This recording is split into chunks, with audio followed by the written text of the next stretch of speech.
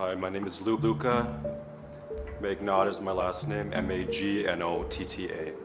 Luka Magnotta is a cannibal killer and former porn star who in 2010 and 2011 posted videos on the internet in which he would kill kittens by suffocation, feeding them to a python and drowning them. He also filmed himself dismembering a man and then having sex with his headless torso. I don't mean to gross everybody out here, but it's seriously graphic. This is the unbelievable story of Luka Magnotta. Hey, what's up? I will be talking about all the videos Luka Magnotta posted, his crazy internet activities like creating a fan account of himself on Flickr and posting real and Photoshop pictures of himself. My name is PJ and you're watching It's Never a Mannequin. Some viewers may find the following presentation disturbing. Viewer discretion is advised. It's seriously graphic. On December 21st, 2010, a video appeared online titled One Boy, Two Kittens. In the video, a man is putting the kittens inside a vacuum sealed bag and suffocating the two animals by sucking out all the air. The video went viral over the internet, and internet sleuths from all around the world wanted to do something about it. Army veteran Van Boyle formed a Facebook group, and more than 4,000 people joined the group overnight. Just when they thought they had seen enough from the guy, a follow-up video was posted online in which the same guy is seen rubbing the cat's limp bodies against his genitals. He also posted the photos of him with the dead kittens with his face blurred out. The photos and the videos proved to be very useful to the internet sleuths. After studying the possible clues in the video and the physical features of the guy in the video and the photo, they found a match. They were able to match the guy in the video with Luka Magnotta, who had first come to group's attention by way of an anonymous tip. And when they searched the name Luka Magnotta, hundreds of photos appeared in the result. Luka in a sports car, Luka in a limo, in a hot tub, Luka with serial killer Karla Homolka. By the end of Jan 2011, they were sure Luka Magnotta was the cat killer. Luka Magnotta was born Eric Clinton Newman in July 1982 in Scarborough, Canada. He grew up with two younger siblings, a brother and a sister. He was homeschooled for most of his childhood. Life at home for Luka and his siblings was terrible because you see their mother was a germaphobe and she would keep the children socially isolated. So they had no friends their own age. Luka and his siblings didn't like being homeschooled. His mother forced him to wear diapers even when he was 6 years old. After his parents split up due to his father's mental health, Luka went to live with his grandmother. She was very domineering, controlling, and she would beat Luka. During this time, Luka attended high school, and at school, Luka was a laughingstock because of tall tales he told to cover up difficult home circumstances. Till the time Luka turned 21, he was in and out of hospitals and a group home, often complaining of hallucinations, confusion, and paranoid thinking. He was diagnosed with paranoid schizophrenia and bipolar disorder. This was 2003. Around this time, Luka started stripping in Toronto club and appearing in low-budget gay porn. His first contact with law enforcement came in 2004 when he was convicted of impersonation and fraud after befriending a mentally incapacitated 21-year-old woman and applying for credit cards in her name, eventually charging $10,000. Before he was sentenced to 9 months of community service and 12 months probation. When his lawyer showed the medical report in the court, judge told Luka, "You have a medical problem and you need to always take medication. If you do not, your life is going to get messed up." From what he did later, messed up would be an understatement. He auditioned for a reality show called Cover Guy. Thank you. Right away, this is underwear competition. I'm going to ask you to, this row, take off your shirt right away. Alright, definitely. John, how come when his voice was lower, yours went lower? I have a very deep voice. A lot of people tell me that actually. So how do you get your voice so deep? How do I get my voice so deep? Practice makes perfect, right? You've got kind of a Ryan Philippe vibe going on. He didn't clear the audition. I'm going to say potentially, I think you do have potential, but I'm going to ask you to come back next year to this competition. Okay. All right? Alright. Whatever's up to you. A lot of people tell me I'm really devastatingly good looking, so. A picture like that is kind of what's sold. He then auditioned for the reality show Plastic Makes Perfect. Used to them, and what have you had done in the past? I've had my eyes done here because I used to have dark circles underneath my eyes, and was completely making me look like I was tired all the time. You think you're a bit of an addict? Yeah, my name's Luka, and I'm a cosmetic surgery addict. But yeah, I would say, to be blatantly honest, I think that I am. How important are your looks to you? Oh my God, if that's number one.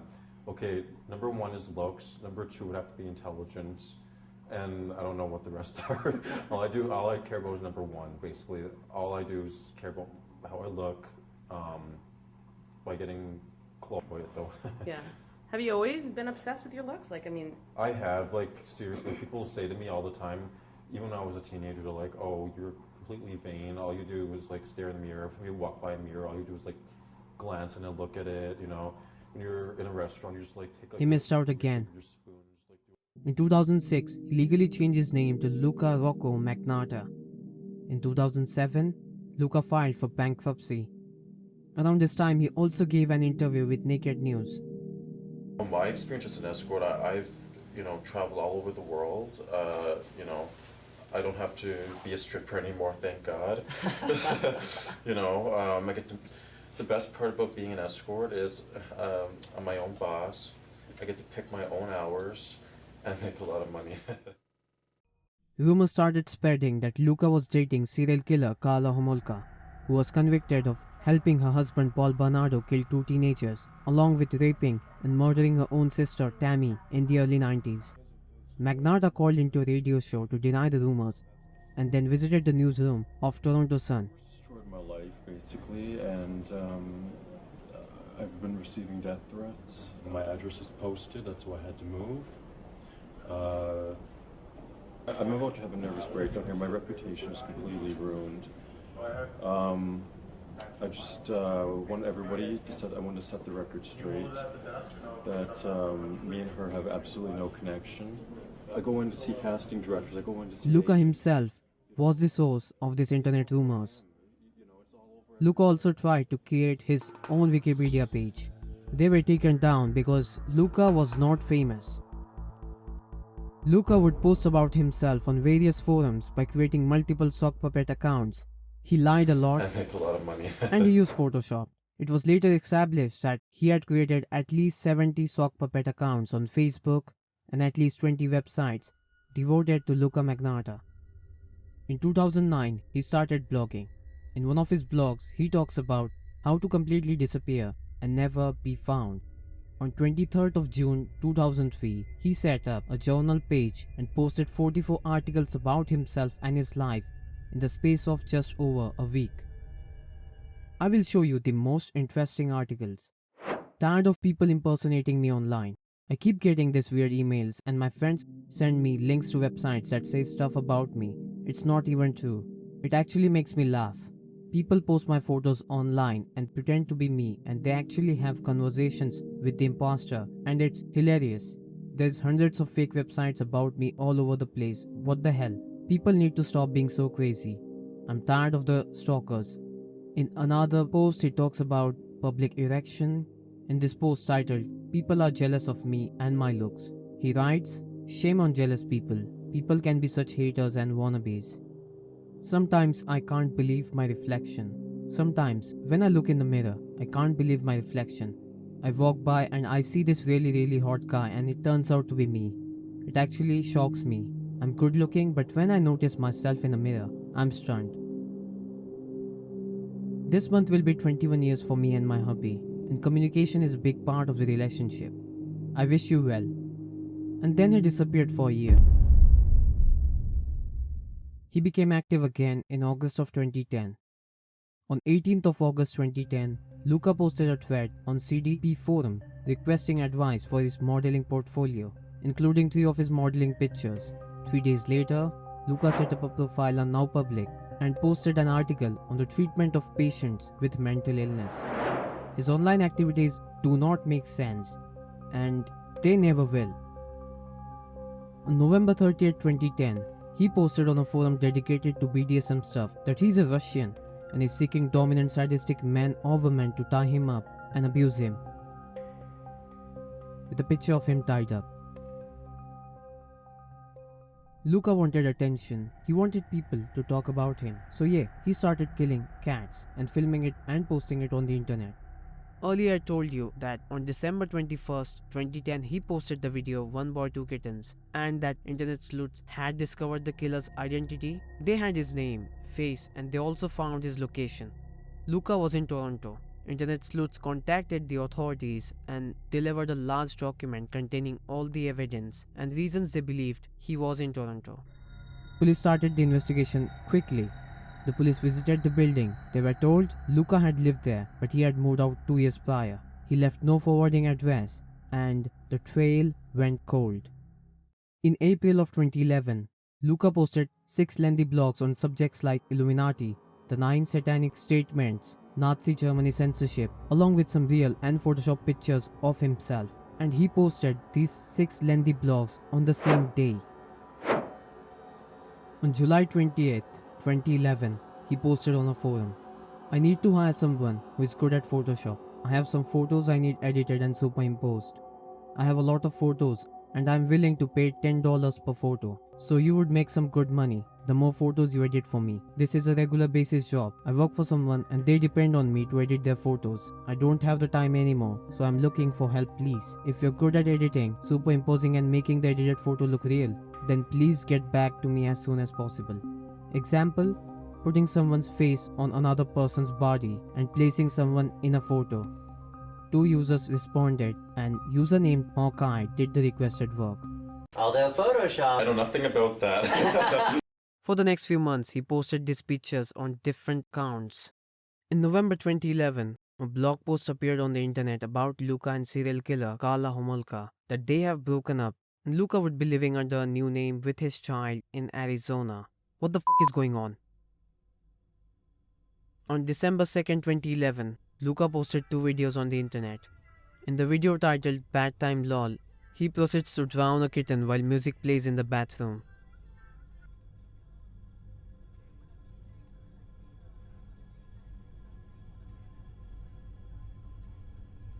In another video titled Python Christmas, he feeds the cat to a python. Internet sleuths found out that these videos were posted from England, and so they contacted British authorities. Magnotta went to the Sun newsroom in Britain to deny the allegations that he killed the kittens. The reporter who talked to Magnotta later said, "He was without doubt one of the most disturbed and disturbing individuals I have ever encountered." You can pretend to be someone you're not on the internet. People frame me, so isn't that logical to try to defend myself? Think about that. But they're not. But that does make sense, doesn't They're not it? pretending But you're not to be someone answering they're me. not. You're not answering. But they're not pretending to be someone But they're you're not. Well, they're pretending to be me. People are pretending to be you. Isn't that obvious? Few days later, an email from someone calling himself John Kilbride was sent to the Sun. It ended with, "So I have to disappear for a while until people quit bothering me. But next time you hear from me, it will be in a movie I'm producing that will have some humans in it, not just pussies. I will however send you a copy of the new video I'm going to be making. Once you kill and taste blood, it's impossible to stop." Before police could catch him in England, he was gone. Where did Luka go? Luka was in Montreal, and internet sleuths were able to trace his location, and they contacted Montreal Police Department. The department said, "It's just cats." Magnotta had a habit of hyping his videos. On 22nd of April 2012, a video was uploaded on YouTube titled Cannibal Serial Killer Luka Magnotta, featuring a slideshow of his pictures. Some 18 days later, a short promotional video was uploaded on Vimeo.com depicting a person in a purple hoodie holding an icepick. The video was titled One Lunatic One Icepick Video, Non-Graphic. Do you know this guy? A question was asked on Yahoo Answers. Anyone know where I can watch the One Lunatic One Icepick video? The same question was posted on answerback.com, and on May 25th, 2012, a reply would be posted. On May 16, 2012, on Psych forums, a user named AnonymousGirl4 posted this.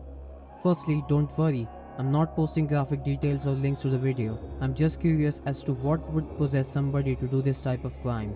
There's a video of a guy around age 20 from San Francisco. He apparently made real snuff films that depict cannibalism and necrophilia along with the murder. I'm doing research on this and I would very much appreciate any and all the advice and help you could give me. Is he a psychopath or antisocial or what? I know we don't have a lot of details, but based on the crime itself, thanks in advance.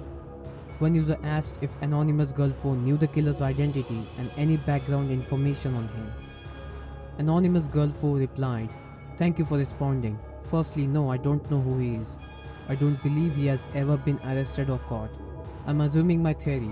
If somebody murders, dismembers, cannibalism, necrophilia and puts it on film, I would assume they were demented in some way. I will try to find some more details and post here, but it's going to be an uphill battle for me. Thanks for any advice and help."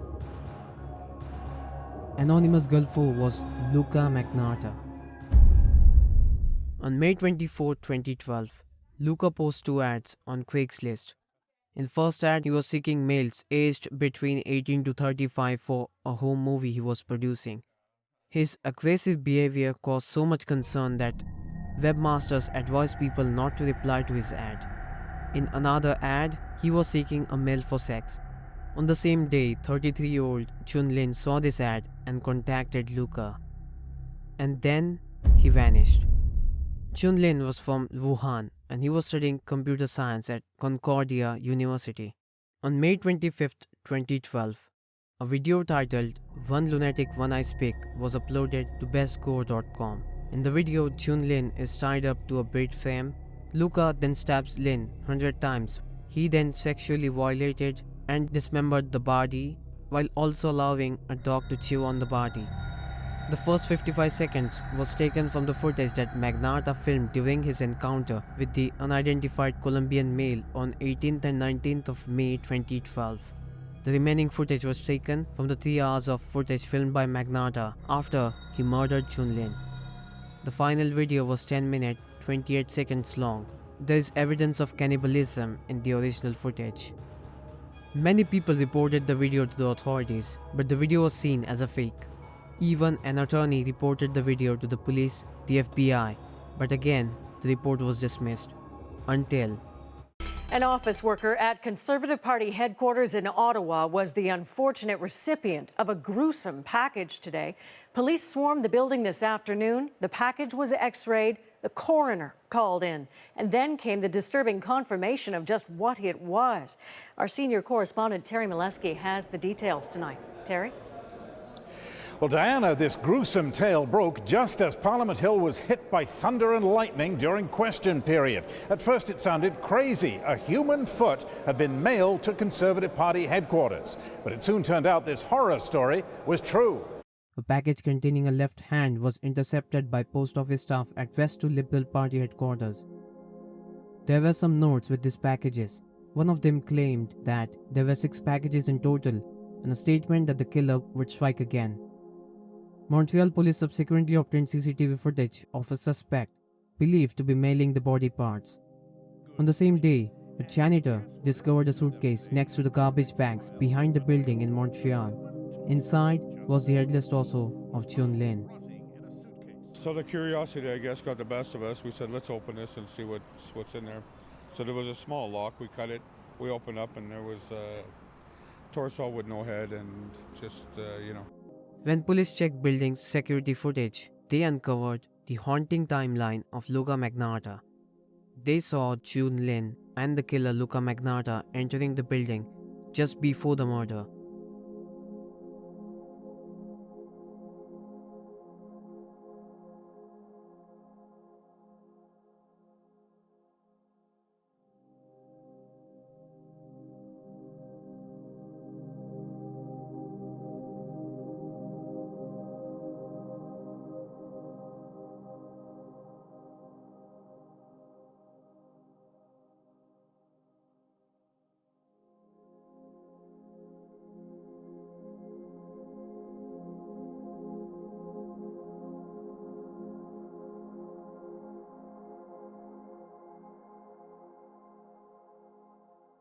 Another footage showed Luka repeatedly going into the basement and disposing a lot of stuff.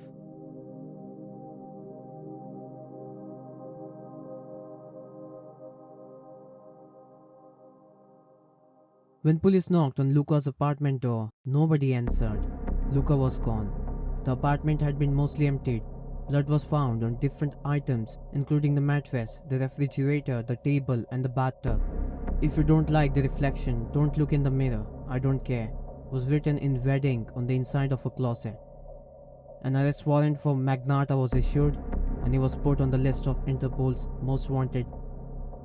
Where the hell was Luka? Magnotta was off to Paris to party. What's up, and hi to all my fans.